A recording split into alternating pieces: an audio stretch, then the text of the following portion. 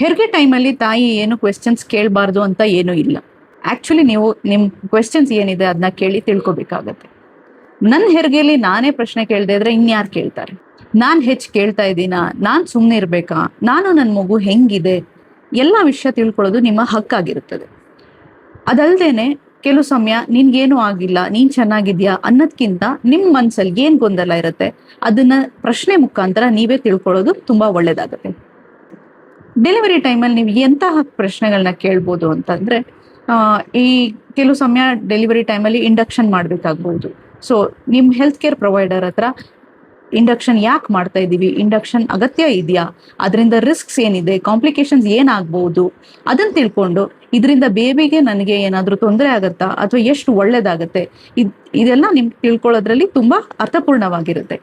ಒಂದ್ಸತಿ ನೀವು ಇದೆಲ್ಲ ತಿಳ್ಕೊಂಡು ಅರ್ಥ ಮಾಡ್ಕೊಂಡ್ರಿ ಅಂದಾಗ ಭಯ ನಿಮ್ಮ ಮನ್ಸಲ್ಲಿ ಏನಿರುತ್ತೆ ಅದು ತನ್ನಷ್ಟಕ್ಕೆ ತಾನೇ ಕಮ್ಮಿ ಆಗುತ್ತೆ. ಭಯ ಕಮ್ಮಿ ಆದಾಗ ಧೈರ್ಯ ಜಾಸ್ತಿ ಆಗುತ್ತೆ. ಧೈರ್ಯ ಜಾಸ್ತಿ ಆದಾಗ ಲೇಬರಲ್ಲಿ ನಿಮ್ಮನ್ನ ಮ್ಯಾನೇಜ್ ಮಾಡ್ಕೊಳ್ಳೋದು, ನೋವನ್ನ ಹಂಚ್ಕೊಳ್ಳೋದು ಅಥವಾ ನಿಮ್ನ ಹೆಂಗೆ ನೀವು ನೋಡ್ಕೋಬಹುದು, ಯಾವ ರೀತಿಲಿ ಸಪೋರ್ಟ್ ತಗೋಬೇಕು, ಯಾವ ರೀತಿಲಿ ಹೆಲ್ಪ್ ಕೇಳಬೇಕು, ಎಲ್ಲ ವಿಷಯಗಳು ಗೊತ್ತಾಗುತ್ತೆ. ತಾಯಿ ಅಬಲೆ ಅಲ್ಲ ಸಬಲೆ.